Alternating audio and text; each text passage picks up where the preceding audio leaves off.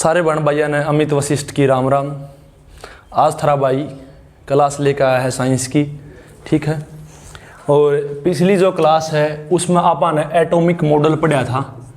भाई atomic model, जो atom जो है उसका मॉडल क्या है, उसका स्ट्रक्चर क्या है, उसकी संरचना क्या है, उसके बारे में पढ़ते आए थे। लेकिन हमने पढ़ा कि एटॉमिक स्ट्रक्चर की खोज कैसे होनी शुरू हुई धीरे धीरे। सबसे पहले आप लोगों ने देखा था कि जे थॉमसन का मॉडल आप लोगों ने पढ़ा, लेकिन वो फेल हो गया। क्यों? क्योंकि उसमें कमी थी भाई, वो जचा नहीं। उसके क्यों फेल हुआ? क्योंकि रदरफोर्ड का मॉडल आ गया था। अब रदरफोर्ड का मॉडल भी जचा नहीं। क्यों नहीं जचा? वो मैंने पिछली वीडियो में बताया था, थोड़ा सा इस वीडियो में भी एक्सप्लेन कर देता हूं। रदरफोर्ड जो था उसने कही कि भाई साहब ये अगर एटम है, ये क्या है, एक एटम है, तो एटम के बिल्कुल बीच में न्यूक्लियस होता है। क्या होता है? बिल्कुल बीच में न्यूक्लियस होता है, जिसको हिंदी में बोलते हैं नाभिक। ये बात किसने कही थी? रदरफोर्ड ने कही थी। और रदरफोर्ड ने कहा था न्यूक्लियस जो है उसके ऊपर पॉजिटिव चार्ज होता है। क्या होता है? पॉजिटिव चार्ज, ठीक है।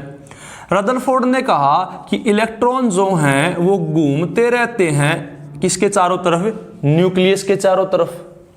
भाई अगर ये न्यूक्लियस है तो इसके चारों तरफ क्या है? इलेक्ट्रॉन घूमते रहते हैं। कैसे? जैसे मान के चलो कॉलेज में अगर मान लो एक ही लड़की हो, ठीक है, तो ये लड़की क्या है?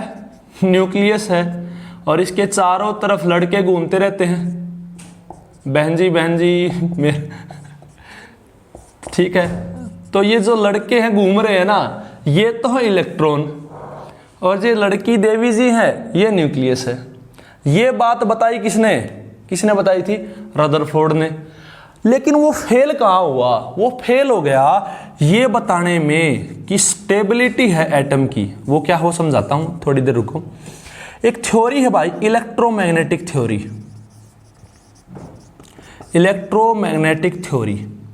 अब देखो इलेक्ट्रोमैग्नेटिक थ्योरी क्या कहती है? इलेक्ट्रोमैग्नेटिक थ्योरी कहती है अगर एक चार्ज पार्टिकल है, भाई एक ऐसा कण है जिसके ऊपर आवेश है, और अगर वो घूमता है कैसे? सर्कुलर पाथ में, चक्कर काटता है, तो वो पार्टिकल रेडिएट करता है एनर्जी को। रेडिएट करता मतलब एनर्जी को रिलीज करता है, एनर्जी को छोड़ता है। अब मान लो उस पार्टिकल के पास पहले 100 यूनिट एनर्जी थी, तो घूमता जाएगा तो एनर्जी रिलीज करता जाएगा, छोड़ता जाएगा, तो फिर 90 भी होगी, 90 होगी तो 80 भी होगी, ऐसे ऐसे करते करते 0 भी हो जाएगी। और जैसे उस पार्टिकल के पास एनर्जी 0 होगी तो वो आप पार्टिकल मानो खत्म हो गया, ठीक है। और वो पार्टिकल यानी यहां वो पार्टिकल कौन है? इलेक्ट्रॉन, क्योंकि इलेक्ट्रॉन के ऊपर भी क्या है? Negative charge. और वही उसने इलेक्ट्रोमैग्नेटिक थ्योरी ने बोला है कि अगर किसी भी पार्टिकल के ऊपर चार्ज है और वो घूम रही है, तो धीरे धीरे करते करते एनर्जी खत्म होगी। और इस कानून के मुताबिक, इस थ्योरी के मुताबिक, ये इलेक्ट्रॉन धीरे धीरे करते करते अपनी एनर्जी रिलीज करेगा, और एनर्जी रिलीज करेगा तो धीरे धीरे एनर्जी खत्म होगी। ये इलेक्ट्रॉन आके गिर जाएगा किसमें? इसमें न्यूक्लियस में, समझ रहे हो। और ऐसे करते करते तो एटम ही खत्म हो जाएगा। लेकिन ऐसा होता नहीं है, आपको भी पता। अगर ऐसा हुआ होता तो ये धीरे धीरे मारकर मेरे हाथ में से ही खत्म हो जाता, लेकिन ऐसा होता नहीं है, बिल्कुल नहीं होता। ये बात रदरफोर्ड को भी मालूम थी कि होता नहीं है, सामने दिख रहा है, ऐसा होता ही नहीं है। फिर भी वो इसको एक्सप्लेन नहीं कर पाया, इस बात को, समझ रहे हो। और यही कमी थी रदरफोर्ड के मॉडल की, और कोई कमी नहीं थी। वो इस बात को एक्सप्लेन नहीं कर पाया कि क्यों इस थ्योरी के बावजूद भी क्यों एटम जो है वो स्टेबल है, क्यों एटम स्टेबल है, ये बात एक्सप्लेन नहीं कर पाया। कौन? रदरफोर्ड। समझ रहे हो। इसको इसी एग्जांपल से समझो। जैसे न्यूक्लियस है, ये लड़की न्यूक्लियस है, और ये जो हमारे वीर नौजवान, भटके हुए नौजवान, ये घूम रहे हैं। अब इनके पास कोई ना, ये चार्ज ही तो है इनके पास। इच्छा मतलब जो इनकी इच्छा है बात करने की, वही तो चार्ज है, ठीक है। अभी धीरे धीरे करते करते चक्कर काटते काटते इनकी एनर्जी खत्म होगी है नहीं होगी? हार मानेंगे नहीं मानेंगे? तो वही ये इलेक्ट्रोमैग्नेटिक थ्योरी है, समझ रहे हो। लेकिन ये इलेक्ट्रोमैग्नेटिक थ्योरी एटम पर लागू नहीं होती। ये बात आज हमको पता है कि एटम पर लागू नहीं होती, लेकिन उस टाइम ये रदरफोर्ड को मालूम नहीं थी। यही रदरफोर्ड के मॉडल की कमी रह गई थी। बात समझ रहे हो? तो ये चीज है। तो रदरफोर्ड के मॉडल को एक्सप्लेन मतलब उसको सुधारा किसने? नील बोर ने। किसने सुधारा था? नील बोर नामक साइंटिस्ट ने। और नील बोर का जो मॉडल है वही आज का मॉडल है। मतलब जो आज हम परमाणु की संरचना पढ़ते हैं वो किसकी देन है? वो नील बोर नामक साइंटिस्ट की देन है। ये बात समझने की है। बात समझ आई है? शाबाश। तो यही चीज है आपको जे थॉमसन से लेके रदरफोर्ड पे लेके गए। क्यों? किस लिए? क्योंकि आपको पहुंचना था कहां? नील बोर पर। अगर डायरेक्ट आपको नील बोर पढ़ा दिया जाता तो आपके लिए, आपकी नजरों में रदरफोर्ड के लिए कोई इज्जत ना होती, जे थॉमसन के लिए कोई इज्जत ना होती। और आज भी हो सकता है कई बच्चों के मन में या ये हो, इसने तो गलत बात बताई थी, क्या इज्जत करा इसकी? रदरफोर्ड ने भी गलत बात बताई, क्या इज्जत करा इसकी? भाई बिल्कुल करनी चाहिए, क्योंकि इन्हीं के असफल प्रयासों के कारण नील बोर सफल हो पाया। बात समझ रहे हो? बेशक इन्होंने गलत बताया हो, लेकिन इन्होंने एक बेस, एक आधार तैयार किया था। और यहां से ये मोटिवेशन ले सकते हैं कि गलती करते करते एक दिन इंसान सफल भी हो जाता है। ठीक है, ये चीज अब पढ़ने जा रहे हैं क्या भाई? नील बोर का एटॉमिक मॉडल। ठीक है, उसने क्या कहा वो समझेंगे। ठीक,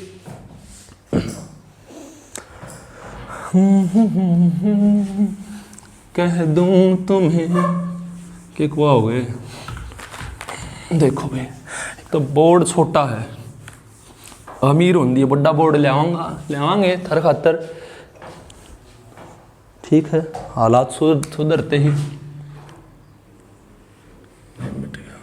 अभी देखो नील बोर का मॉडल क्या कहता है, यहां लिख देता हूं, यहां दिख रहा है भाई साहब?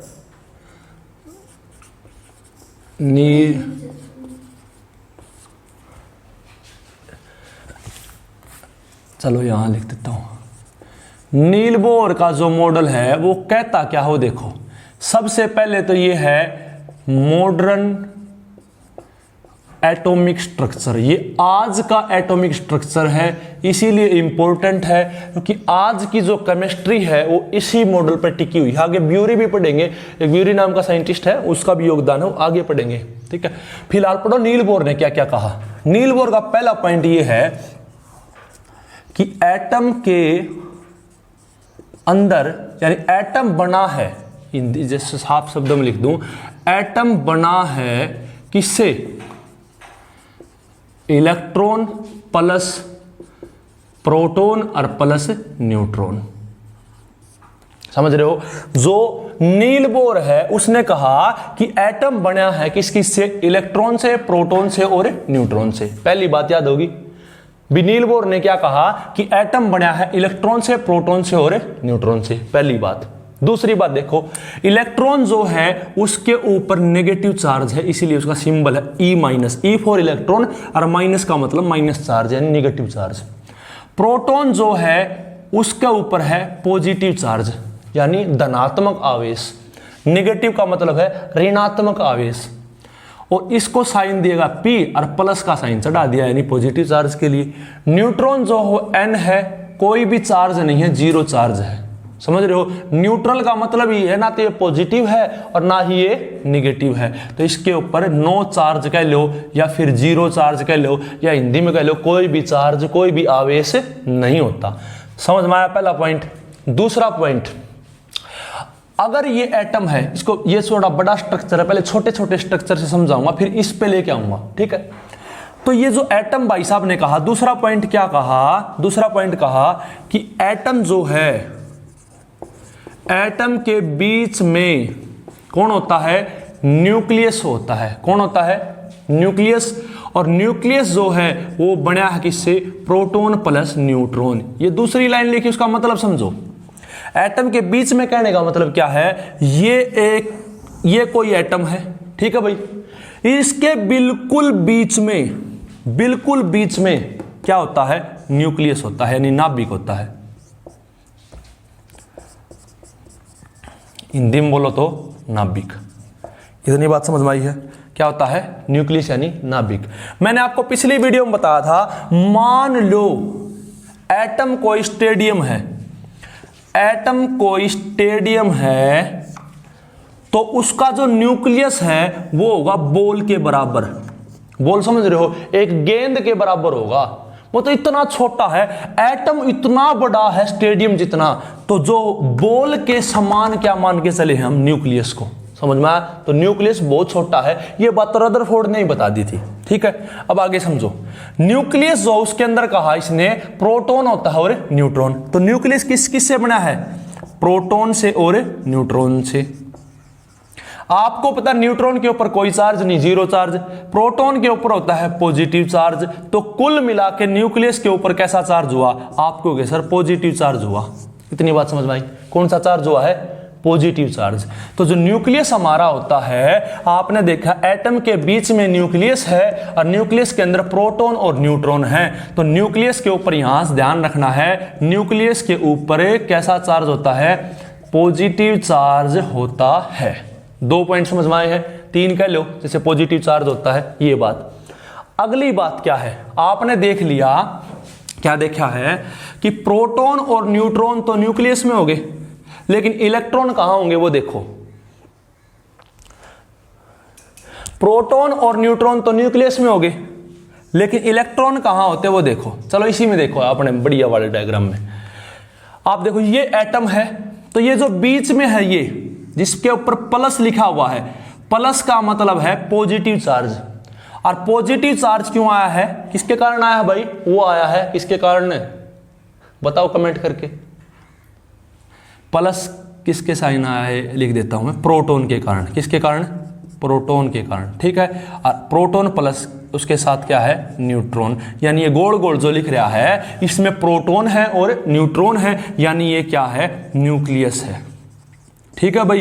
अब प्रोटॉन न्यूट्रॉन तो न्यूक्लियस में हो गए, तो इलेक्ट्रॉन क्या है? इसके चारों तरफ चक्कर काट रहे हैं। अब वो चक्कर मन मर्जी से नहीं काट रहे, समझ रहे हो? चक्कर जो है वो मर्जी से नहीं काट रहे। मर्जी से मतलब वो अपने ऐसे नहीं, वो इधर जा रहा है, कोई उधर जा रहा है, समझ रहे हो? ऐसे नहीं काट रहे, उनका रास्ता फिक्स है। समझ रहे हो? रास्ता फिक्स है। अगर मान लो ये न्यूक्लियस है, तो ऐसे रास्ते बना रखे न्यूक्लियस के, एक गोल दायरा, दूसरा गोल दायरा, तीसरा गोल दायरा, समझ रहे हो? तो ये जो गोल दायरे हैं, इन्हीं के अंदर न्यूक्लियस घूम सकता है भाई। जैसे पहले गोल दायरे में पहले जो गोल दायरा है उसमें 2 इलेक्ट्रॉन घूमते हैं, दूसरा जो है 1 2 3 4 5 6 7 8, दूसरे में 8 घूमते हैं। तो ये फिक्स है, समझ रहे हो? और इसी गोल दायरे को ऐसे गोल दायरा नहीं बोलना, इनको बोलते हैं ऑर्बिट। ठीक है, या फिर सेल, या फिर कहते हैं एनर्जी सेल। हिंदी में बोलते हैं ऊर्जा कक्ष, और सिंपल ऑर्बिट कहो तो कक्ष। बात समझ में आई है? यानी ऐसे गोल दायरे हैं, इन्हीं के अंदर इलेक्ट्रॉन घूमता रहता है। बात समझ में आई है? तो आपको तीसरा पॉइंट मिल गया। तीसरा पॉइंट मिला है, क्या मिला है? कि इलेक्ट्रॉन घूमता रहता है किसके चारों तरफ?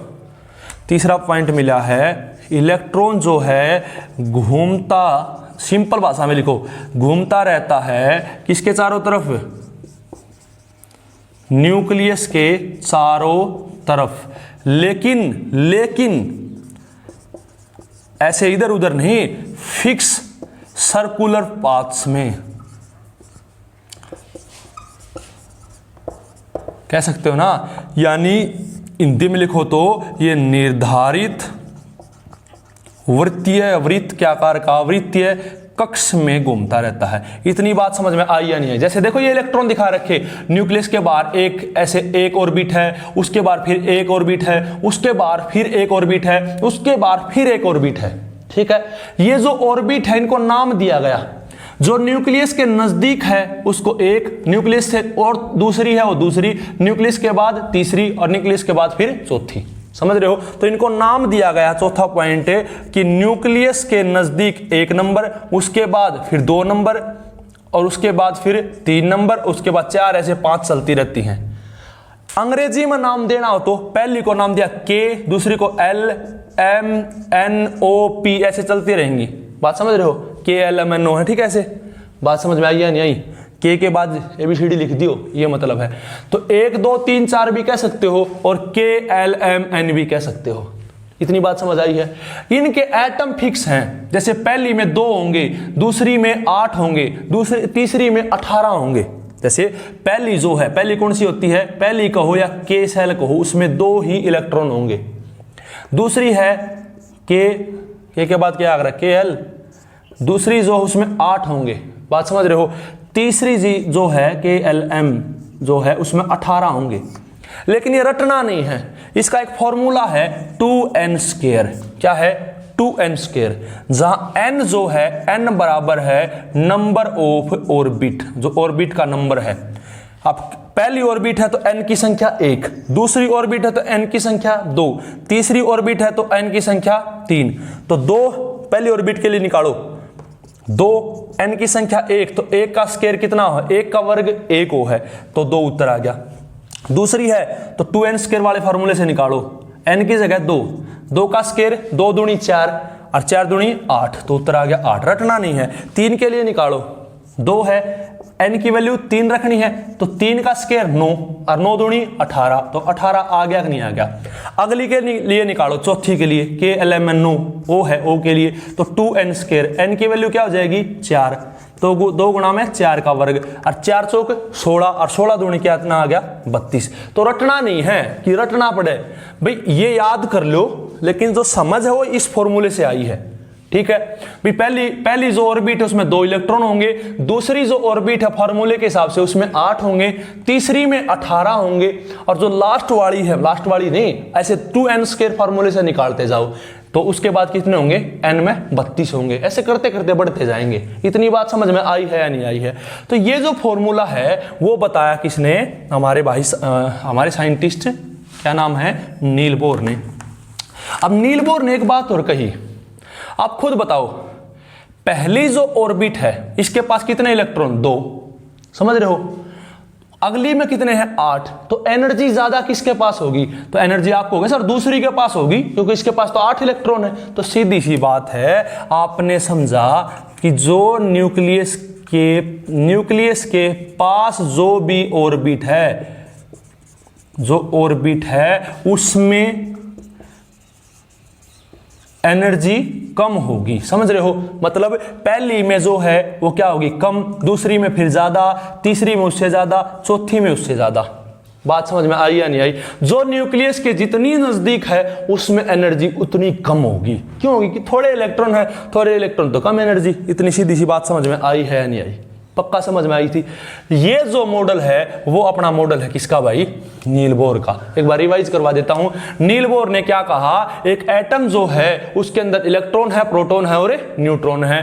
प्रोटॉन और न्यूट्रॉन होते हैं न्यूक्लियस के अंदर। प्रोटॉन के ऊपर पॉजिटिव चार्ज, न्यूट्रॉन के ऊपर कोई भी चार्ज नहीं होता, इसीलिए न्यूक्लियस के ऊपर चार्ज होता है पॉजिटिव चार्ज। न्यूक्लियस बहुत ही छोटा होता है, एटम के सेंटर में होता है। न्यूक्लियस के चारों तरफ सर्कुलर रास्ते बने हुए हैं, वृत्तीय गोल गोल रास्ते बने हुए हैं। उन्हीं फिक्स रास्तों में इलेक्ट्रॉन घूमते रहते हैं। उन रास्तों को नाम दिया गया, जो न्यूक्लियस के नजदीक उसको 1 नंबर, जो न्यूक्लियस से थोड़ा 1 नंबर के बाद उसको 2, 2 के बाद उसको 3 नंबर। बात समझ रहे हो, यानी गिनती शुरू हुई है न्यूक्लियस की साइड से। आप ये नहीं कर सकते 1 2 3 4, नहीं, आपको गिनती शुरू करनी है न्यूक्लियस की साइड से। 1 2 3 4 नहीं कहना, तो आप कह दो KLMNO, ऐसे ABCD बढ़ाते जाओ। इतनी बात समझ में आई है। ये चीज आपको पता चला 2n² वाले फॉर्मूले से। जो पहली सेल है उसमें 2, अगली में 8, उसमें 18, उसके बाद 32, ऐसे इलेक्ट्रॉन फिक्स होंगे। लेकिन आगे मैं समझाऊंगा कि जो लास्ट वाली सेल है, जैसे ये सेल है लास्ट वाली, अभी भाई लास्ट, इसके बाद तो 5 नंबर भी आ सकती है। 2n² वाले फार्मूले से निकाल लो कितने इलेक्ट्रॉन होंगे इसमें। अब मान के चलो n वाली सेल में कितने इलेक्ट्रॉन आ सकते हैं। आप कहोगे जैसे सर 2n² वाले फार्मूले से निकालो, n की वैल्यू 4, तो 2 गुणा में 4 का वर्ग, 2 गुणा में 4 चौक 16, 16 दूनी 32 इलेक्ट्रॉन होंगे जी। बात समझ रहे हो। लेकिन ध्यान रखना, इसके अंदर 32 इलेक्ट्रॉन आ सकते हैं, लेकिन अगर ये सबसे बाहर वाली है तो ये 8 इलेक्ट्रॉन ही रख सकती है मैक्सिमम। कारण है स्टेबिलिटी। 8 इलेक्ट्रॉन से ज्यादा अगर कोई भी एटम सबसे बाहर वाली सेल में इलेक्ट्रॉन रखता तो स्टेबल नहीं होगा। ये पढ़ेंगे अगली कक्षा में, क्यों स्टेबल नहीं होगा, कैसे नहीं होगा। आपको अगर ये बात समझ भी नहीं आई हो ना, ये 8 इलेक्ट्रॉन मैक्सिमम क्यों रख सकते हैं, ये आगे समझने की चीजें हैं, टेंशन ना लो। ठीक है, तो आज के लिए इस वीडियो में इतना ही रखेंगे भाइयों। अगली वीडियो जो आएगी उसमें आगे समझाएं, एटॉमिक नंबर है, जैसे मास नंबर है, आइसोबार है, आइसोटोप्स हैं, ये समझाए जाएंगे। तो आज के लिए विदा चाहता हूं। ठीक है, आपने पूरी वीडियो देखी, इसके लिए बहुत बहुत धन्यवाद आपका। जय हिंद, जय भारत।